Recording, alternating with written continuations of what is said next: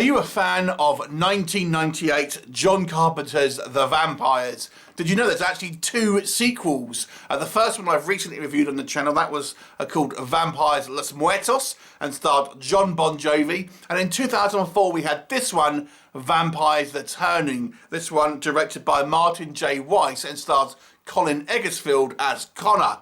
Now, the sequels are kind of like the Lost Boys sequels, if you've ever seen them, kind of straight to kind of DVD fare, straight to video style kind of movies, lacking in kind of the production value and stuff like that of the original movie. The second one at least had Bon Jovi in it. John Bon Jovi is a kind of a recognisable name. This one lacks any kind of real kind of named talent here, and also takes the action over to Thailand. So this one feels a lot different to, I would say, the other 2. It doesn't really feel like it's part of the same series, even though the second movie, Los Muertos, was obviously a very decrease in budget and production value. I would say it still kind of feels like it's in universe. This one feels a lot different. In actual fact, I think it would have been better off really being its own thing rather than connected to the John Carpenter's The Vampires series. In actual fact, Carpenter was an executive producer of the second one, and he was originally of this one, but he got his name taken off after production had ended. So it probably goes to show what he thinks about this movie. But what do I think about it? So let's tell you about the plot first of all. It focuses on an American couple where the guy Connor is going to Thailand because he's a huge Muay-Thai fan, and he kind of wants to go and experience the culture. And while he's there watching a kind of match, his girlfriend gets kind of like all disgusted with kind of the blood sports and all that, and storms off in a strop, and he's there, just kind of happens to bump into this kind of lead bad guy vampire who decides he's going to kidnap her. And then we find out there's actually 2 kind of rival vampire sort of gangs. We have our bad guy vampires, who's led by Niran, and he's kind of like, the evil vampire who likes to kind of kill humans and torture people, etc. And we have actually our good guy vampires, and these ones who have sworn off kind of killing humans and only kind of drink animal blood and things like this, and they want to try and end the kind of the bloodline and try and restore everyone who was a vampire back into a kind of human, with this prophecy that is kind of said to happen within a few days, coincidentally.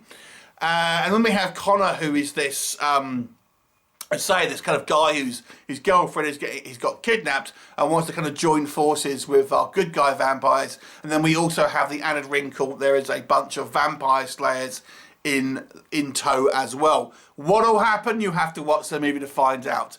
So let's talk about what works with Vampires The Turning. I'd actually had all these movies back when they came out on VHS, and I remember not really liking this one, to be honest. However, having rewatched this for this review, I actually think I enjoyed it more now than I did originally when I watched it. That's not to say this isn't a schlocky, cheesy movie, because it really is. But there are some kind of things to enjoy here.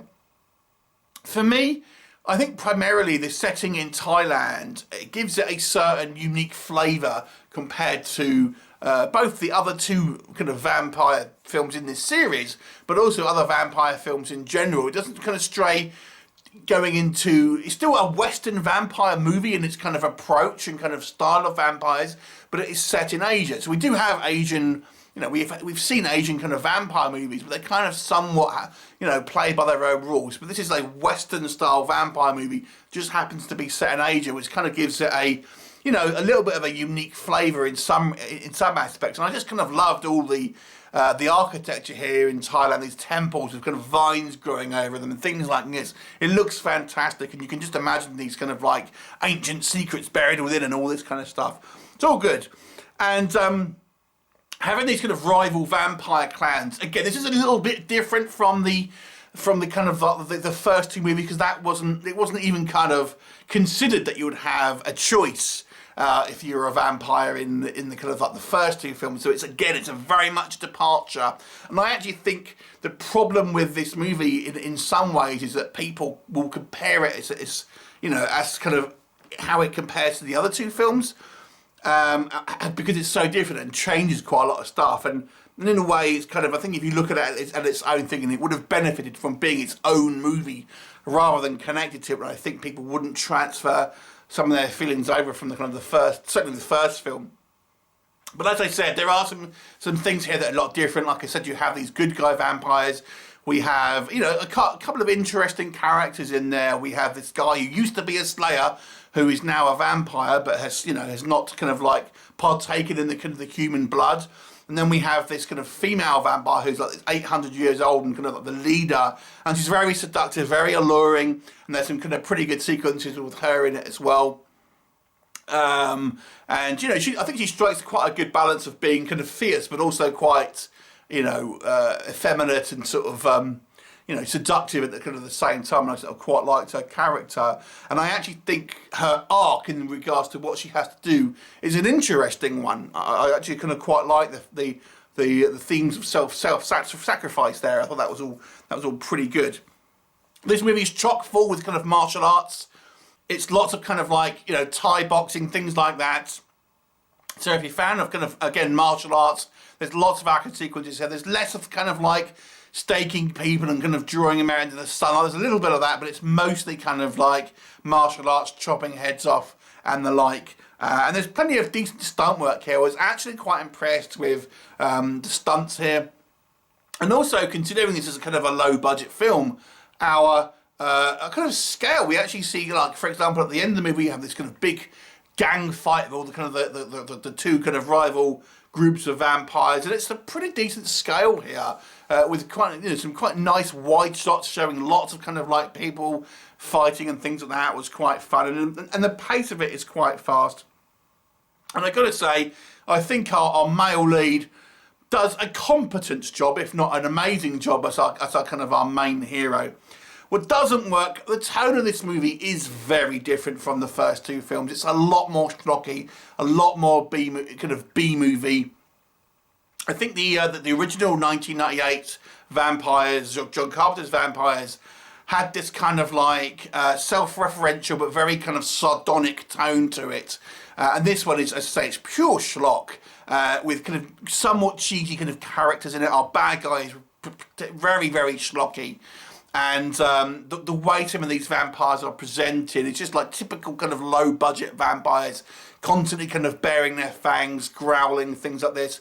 Some of the effects here are a little wonky, I must say. Again, it's a low budget straight to DVD one, so you kind of have to take that into consideration. But there's some, you know, there's some very obvious green screen, kind of black lines around people and things like that.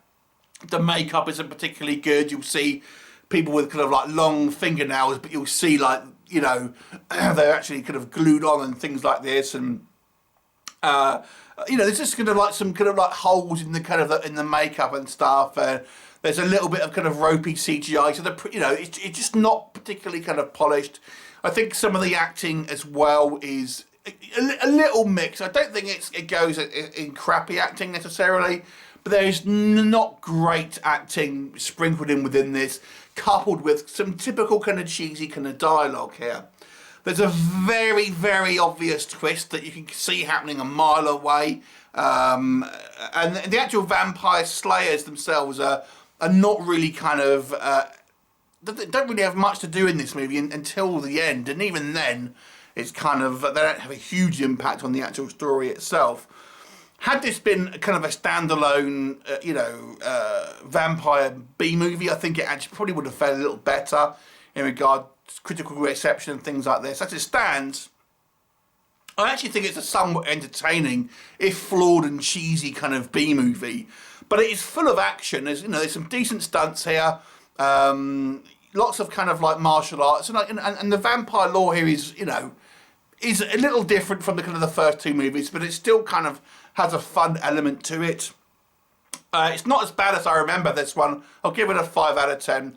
Have you seen it? What did you think of it? Leave me a comment and I'll look forward to seeing you next time. Bye for now.